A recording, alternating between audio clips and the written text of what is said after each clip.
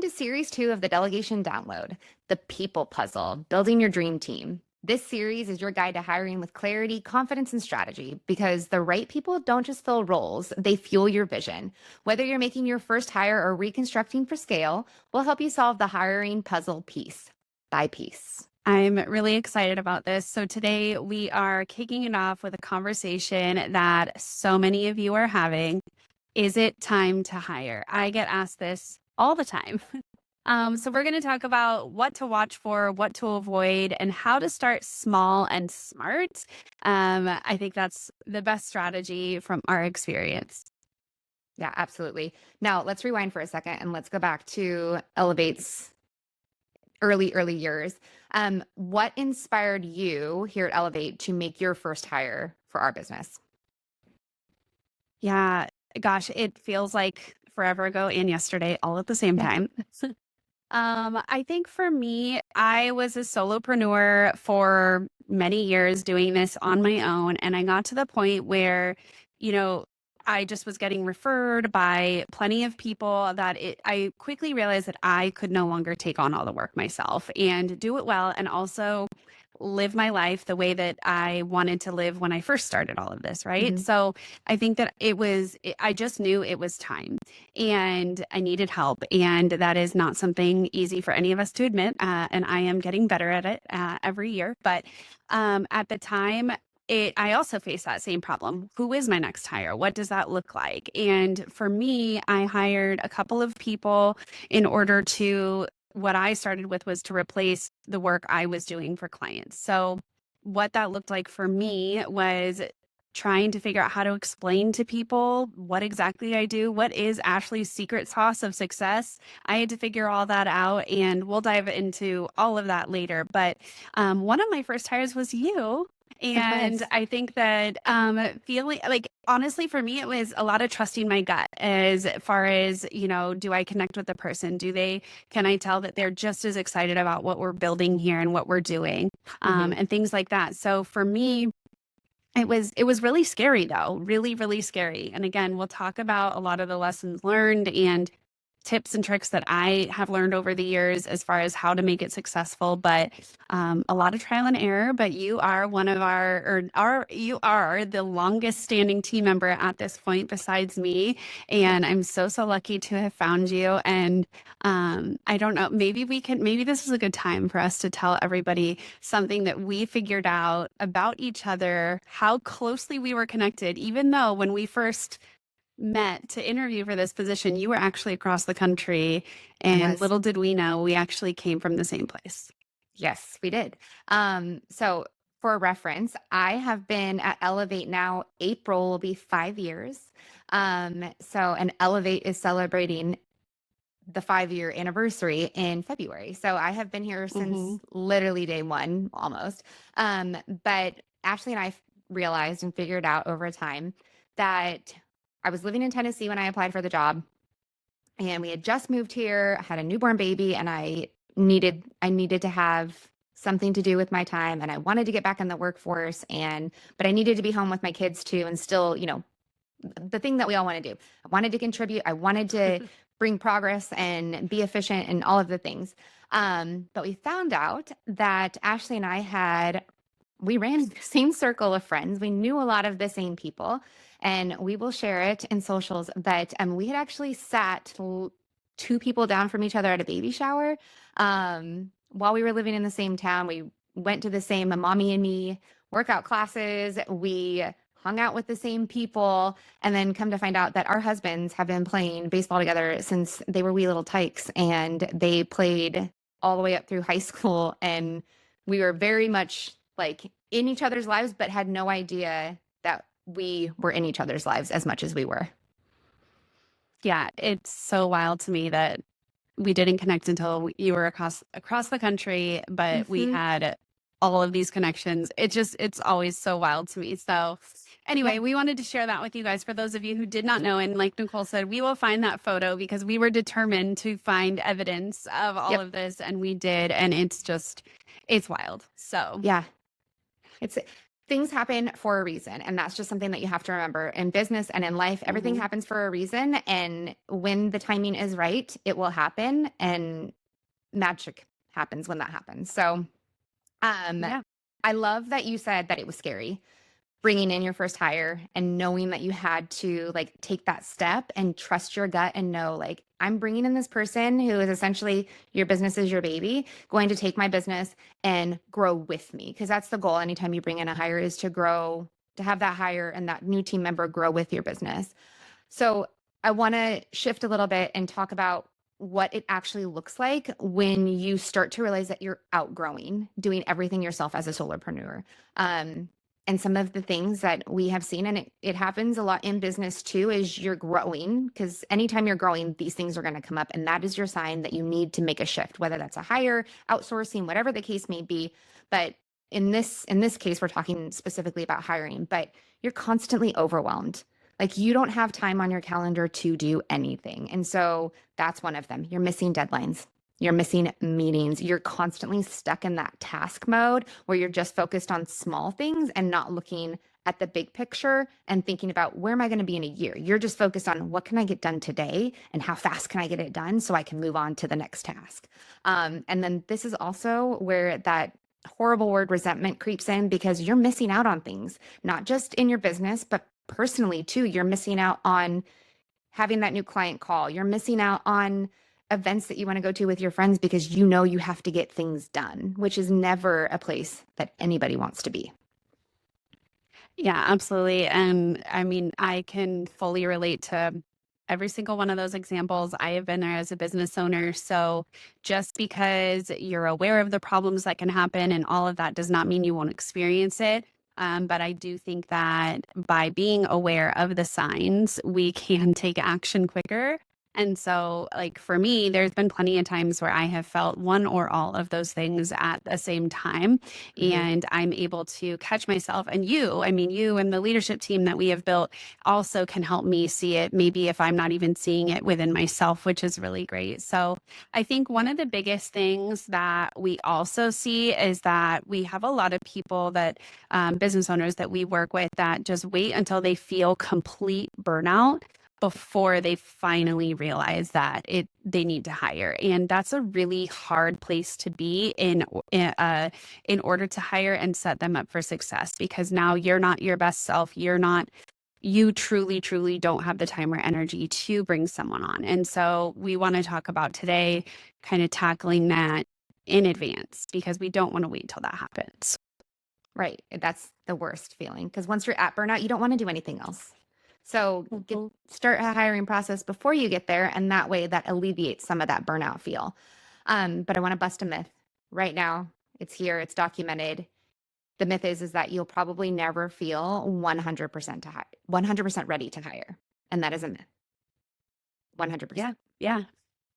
Yeah, absolutely. I think that hiring isn't really about reacting to the chaos of everything going on. It's all about creating that capacity before you've hit the wall. I think that creating the capacity for, all right, this is the space that I have that I know I need, and I'm going to fill that with a seat, what, right? Like with a person, with resources. And Mhm. also, like, I mean, notice being able to kind of take evaluation of all of that is really important, because it could be, maybe it isn't necessarily hiring, but it's just always being aware of the shifts that need to happen, because things are ever changing when you're talking business. There's the economy, there's people, there's always people, things changing. And so I think just always being aware of the gaps and the capacity that maybe needs to be filled with a new seat, a seat shifting in your business, whatever that might be. So I think, yeah, just being aware of that capacity that needs to be filled.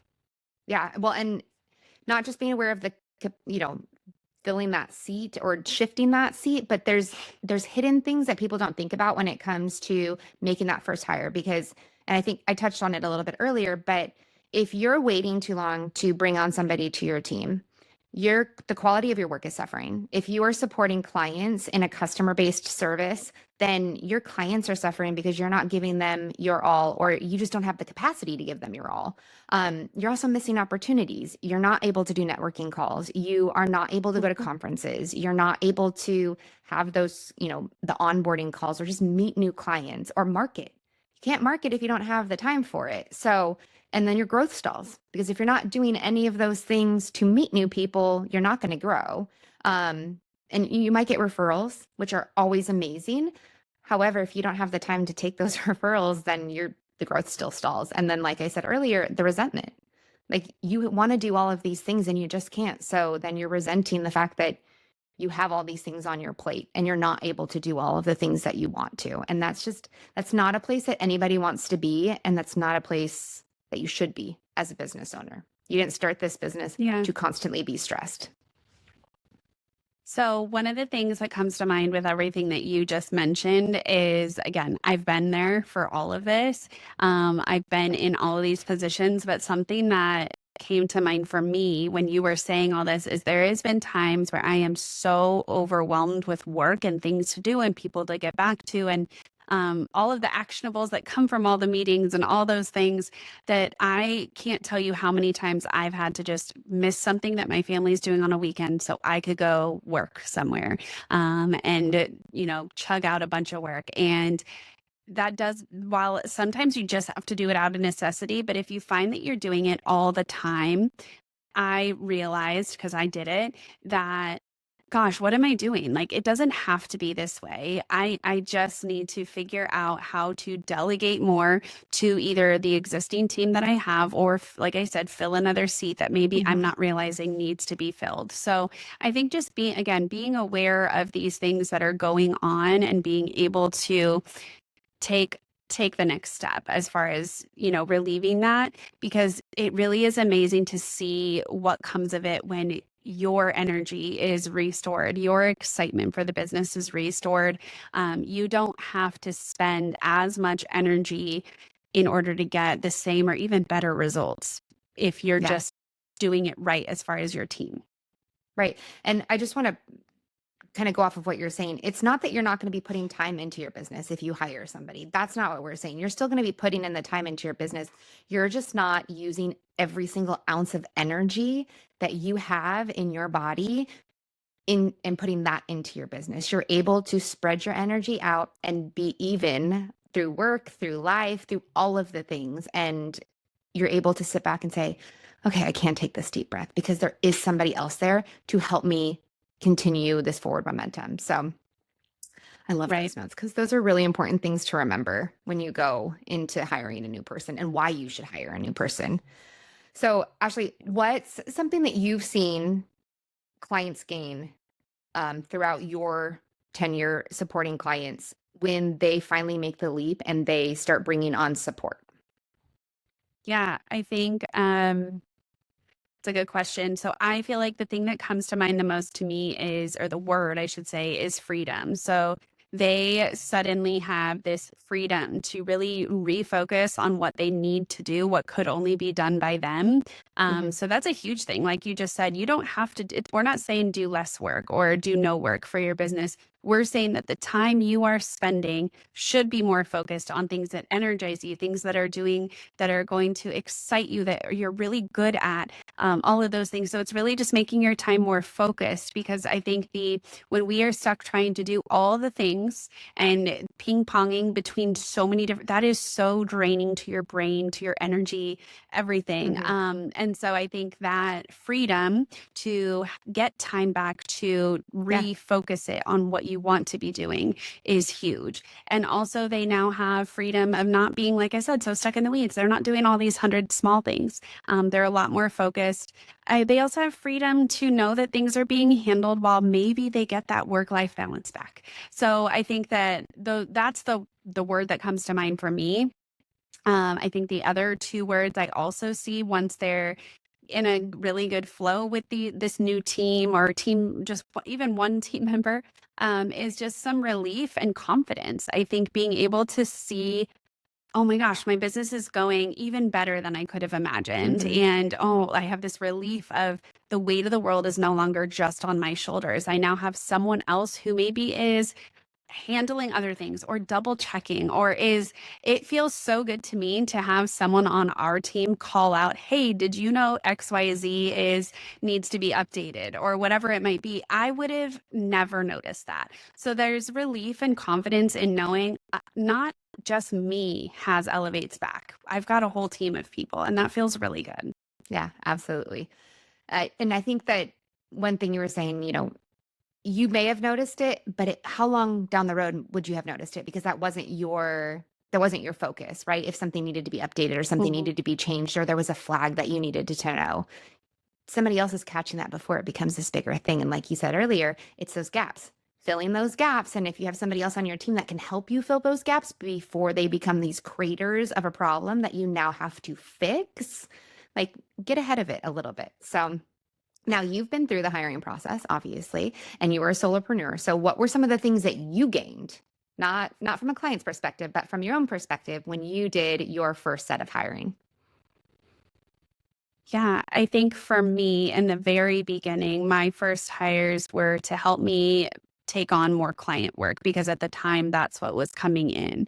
And so it really allowed me, at least that those initial first couple of months, it really allowed me to focus on the client growth as far as new client business and be able to feel confident in knowing that it's handled without me needing to work 20 hours a day. Hmm. And also then it allowed me to say yes to those people and still be able to focus on the clients that I had at the time without my work there suffering. Yeah. And then, I mean, down the road, as I hired more and more, what the other, I think, benefit that jumps out to me is, like I said before, it just is really great to see this like hodgepodge of different ideas and experiences and all of that. It's turned into this really beautiful thing that everyone has a very similar goal, and we all enjoy the work that we do. We all are very similar in that, but with all different ideas and perspectives and all of that. And so I think that it's just turned into this really beautiful collaboration as far as like accomplishing the same mission. So I think that, once you start growing, that's a really beautiful thing to see from hiring. I love that. Yeah, I know. We all do have different perspectives. And I think it makes a huge difference when we're having conversations about how we can update something or how we can make something work more effectively Mhm. or efficiently, and having everybody come in. And maybe we're not going to take somebody's entire suggestion, but we can take bits and pieces of everybody's and put it in this bowl and create something beautiful that ends up working well for us as a team and for our clients. And it's just great. So, now, I want to shift gears, not necessarily looking at what you're going to feel once you make a first hire, but who should you hire first? And what does that look like? Yeah, that's I think a question that we get asked a lot, or especially me when I do my strategy with, small business owners and entrepreneurs. I think that is a huge question is who. And there is no right answer, just like there's no right answer of what should you order off of this menu, right? We have questions first. We, we need to know. So I think some people focus too much on the job title.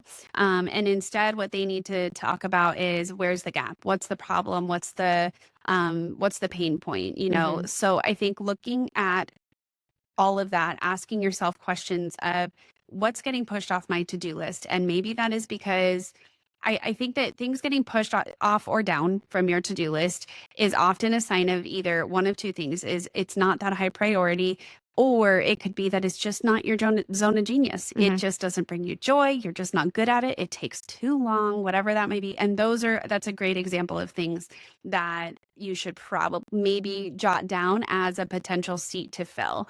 Also, what's feeling heavy or frustrating for you? Again, if it's not sparking joy and it is not you're not super good at it, then find someone who is. I always joke that we are a team who loves spreadsheets. Yeah. Not everyone loves spreadsheets. We do. So find people who love spreadsheets, or find people who love the things that you don't, because it does exist. Hmm. Um, and then, I mean, another way to look at it too is if you were to get, say, 5 hours a week back, or yeah, 5 hours a week back in your time, what what would you get off your plate in order to get that? And what could you fill it with? It's probably something way more impactful to your business. It's probably things that will make you so much more excited about your business, which I'm telling you, if you, as the founder and business owner, can be excited about your business again, it will bleed into everything. And so, but what would you give away if you needed those 5 hours back? Mhm. So, a lot of those questions will help. And honestly, get a piece of paper, a Google Doc, whatever it is, and just start jotting those things down. And it should start becoming pretty clear to you. Oh, this is the seat I should fill. And then create a job description and a title, right? Mhm. But don't just jump. I think a lot of people just expect a quick answer of, oh, this hire. Yes, I love that. Making that list, and even if you're not ready to put out, you know, out on Indeed right now that you're going to hire somebody for your business, start that list now. Have it sit on your desk for an extended amount of time. Write down everything as you're doing it. You still need to get it done, so don't not do it until you have a hire, but start writing down everything that you are doing that just doesn't, like you said, doesn't bring you joy. It doesn't spark joy. You don't like doing it. It's not something that's in your zone of genius. And then that way you can build that job description and build that title because those are the things that you're looking for. You don't want to leave that off the job description and then have somebody come in and not Right. have the skills to do that. What, in your opinion, are some of the common first hires that you see? Once they've created this list and they know what they're looking for, what are the categories or job titles that people start hiring first and foremost? Yeah, I think the ones that I hear most commonly are admin and operations support. So back end of your business Mhm. type of thing. Marketing support's pretty big. I mean, I know for sure I don't love doing all of the marketing implementations. So a lot of people that I talk to are either just running out of time or they just don't want to, that type of thing. Client work's another one. So that could be basically if you think of if you keep saying to yourself, I need a mini version of me, a junior version of me for the client side of things, then maybe that's it, right? So for us, that was like me when I first hired just more EAs. So that like client facing work in whatever your field is potentially.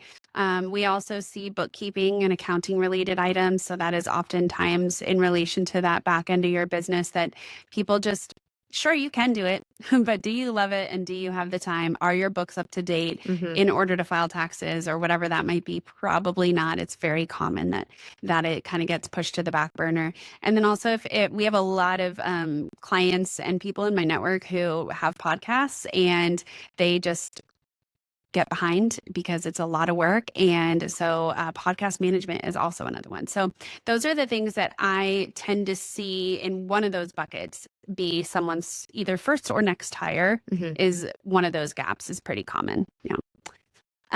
One thing I will say as far as job titles though, is I often hear in some way, shape, or form, where someone is looking for a unicorn, right?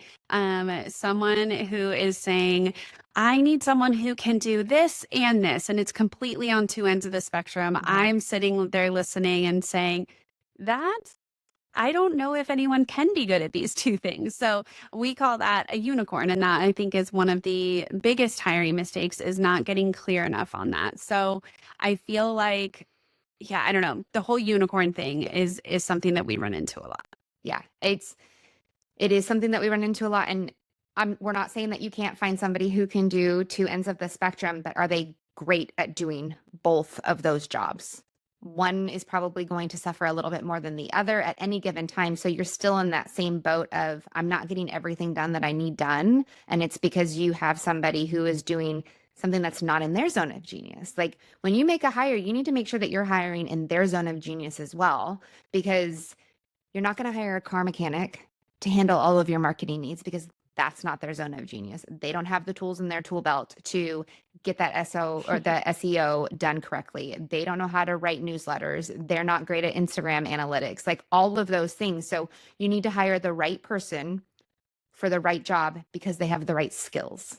That is the most important thing. Yeah. It's the 3 R's, right? The right skills, the right person, the right hire. And then that allows you to fill the roles and the tasks or the projects that you need done without setting yourself up for failure. You want to set yourself up for success. So pick one lane and solve that problem really well. And then if you're still finding that you need another hire for a different lane or pillar in your business, then hire for that pillar. But don't intermix them, because then you just are going to continue to run in the same problem, into the same issues that you're running into now.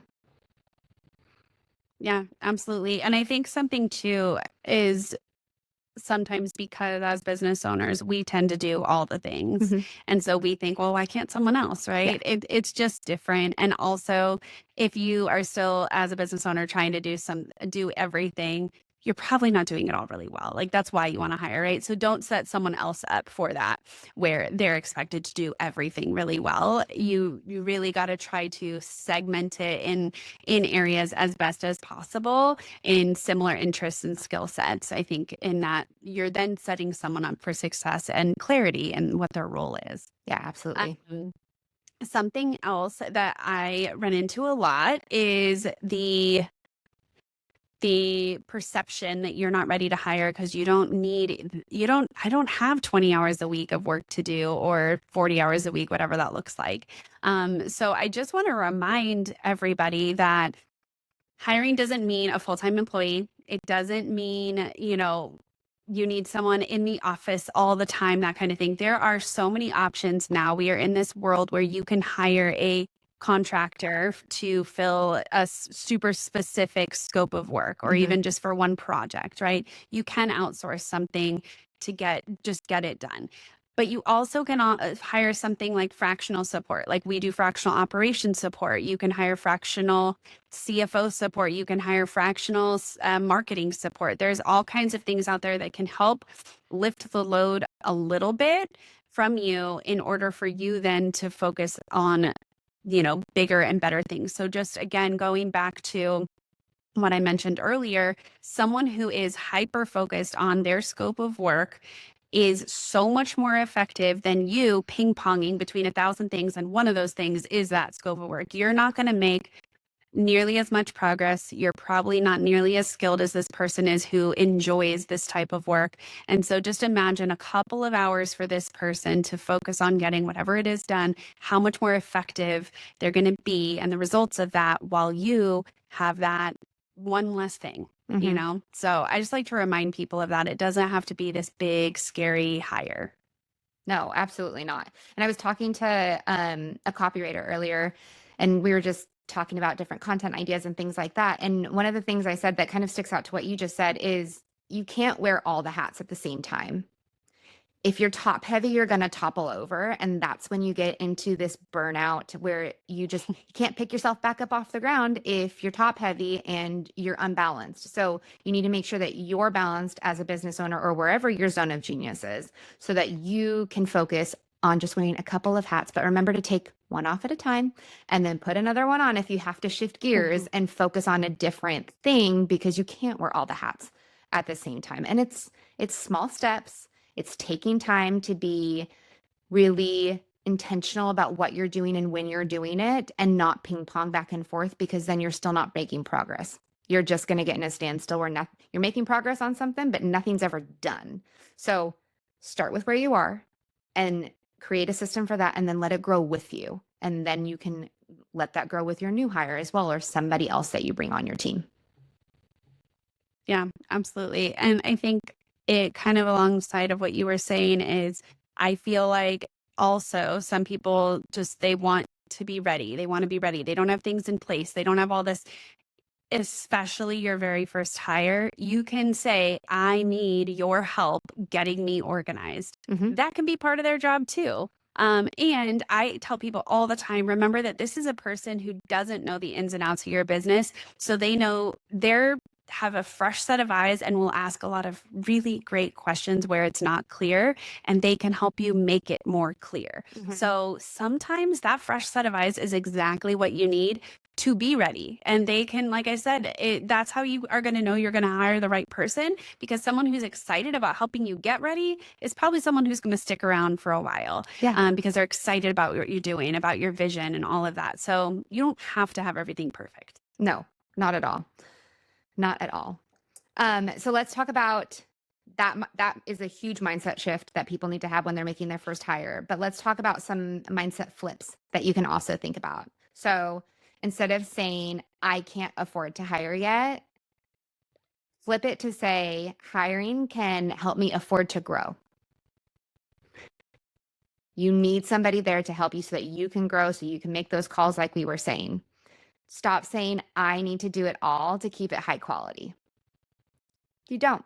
You need to train the right person how to do it the way that you want it to be done, set clear expectations, and delegate it. So that lets you focus on what you do best as a CEO and lets you do best at what you did and how you created this business. Another thing you need to flip is I don't even know what I'd have them do in my business. Like we were saying earlier, flip that to write down every single thing that doesn't bring joy, that you don't need to do, that you don't really enjoy doing, it makes you frustrated, all of those things. And then give them expectations of how you want that to move forward with your business and as they grow in their position in your business. Yeah. Yeah, absolutely. I think that we covered so much today and we have a lot more to cover, and we're Yeah. really excited to talk with you guys in our next episode with Amanda from our team. And she's going to talk all about our tips and tricks on the actual hiring process. So we have talked about a lot of the getting ready, and now we're going to talk about what to do next. So thank you for tuning in to the People Puzzle series on the Delegation Download. If this episode brought you one step closer to your dream team, hit follow and share it with another leader who's building too. And don't forget to grab your free hiring resources at the link in the show notes. You've got this.